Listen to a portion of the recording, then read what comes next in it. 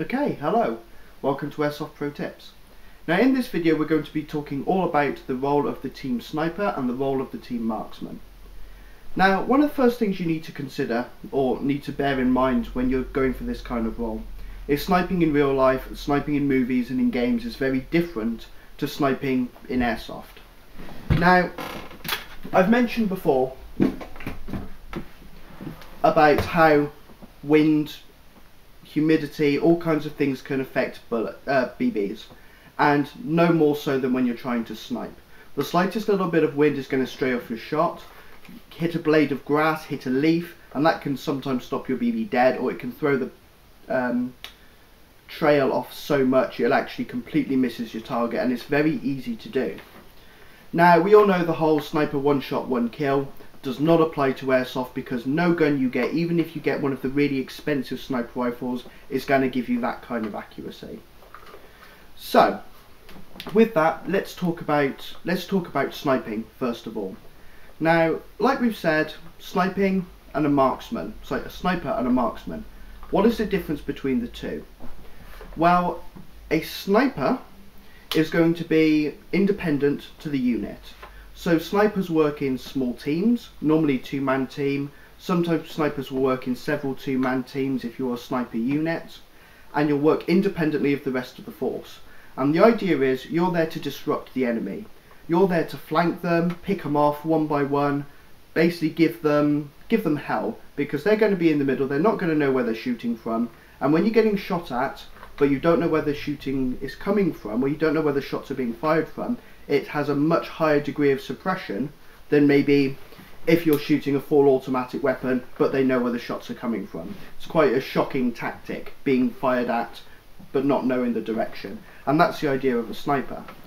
Also, the snipers can pick off key targets because they're firing from a position, or at least they should be, where the enemy don't know where they are, so you've got more time to lock onto your target, single them out, and then bang, pick them off. The marksman, however, will be in with the unit, supporting the unit. The idea being that the marksman will move along with the unit as it's progressing forward, but they'll be using their more accurate weapon to pick individuals off. So let's talk about sniping.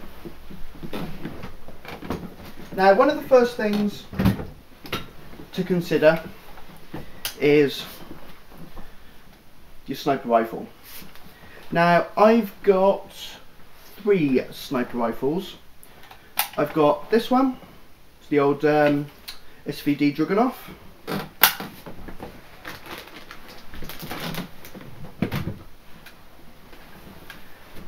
Got the old bolt action L96, and also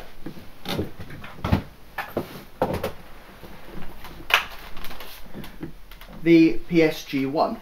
Now, difference between these guns, this one is electric, the other two are both spring.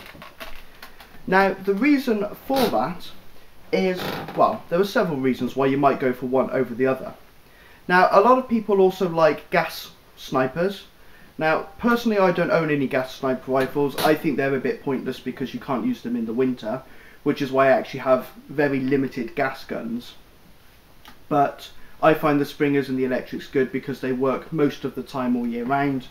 Sometimes this one suffers a little bit in the cold because of the fact it's got an electric motor, because of the fact it's battery powered, but most of the time it's pretty good. But like I say, this one is louder because it's got an electric motor, and any electric motor has to spool before you can fire it. But these ones are quiet because all you actually have when you fire is the sound of the bolt and the sound of the piston pushing backwards and forwards, and you get a little bit of noise from the muzzle, but that is it. You don't get any electric winding sounds, you don't get any unnecessary noise with weapons like this, but you do with the electric guns. But the electric guns, you can put down bang, bang, bang, and you can keep putting down rounds. You can put down rounds much faster with this than you can with some of the spring powered ones. So let's talk about the sniper team, the lone sniper team. You're working independently of the group. Now I would say you want something like this, something that's quiet. You don't need that fast follow-up shots, especially if you're doing the independent sniping, because as I say, you're not going to be engaging enemies that much, but we'll talk more about that in a second.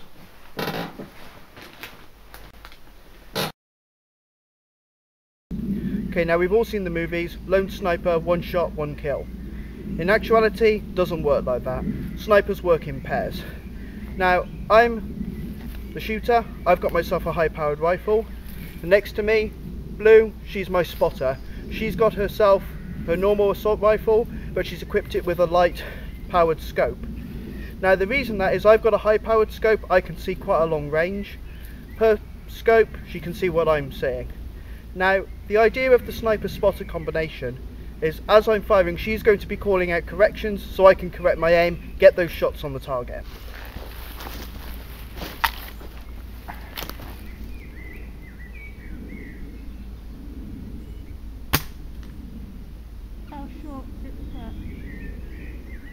Now I've got two options here.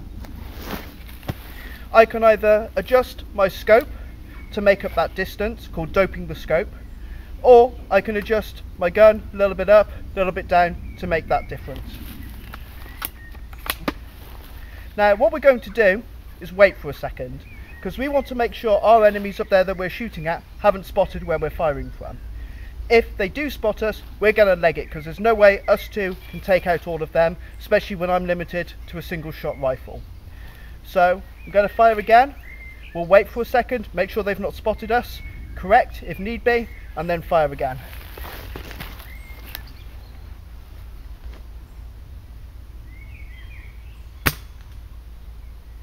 Two left.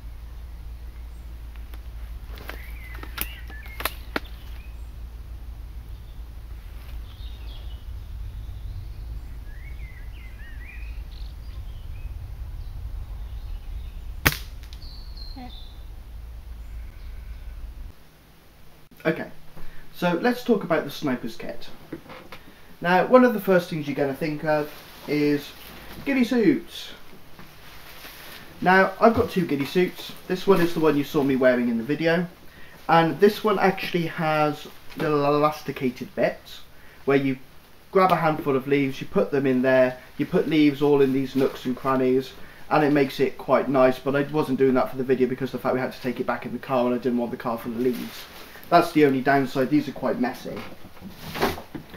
But then you also get these kind of things. These are more kind of stringy ones. Some of them have burlap and different bits attached to them. And really it comes down to which one's better. There is no better one.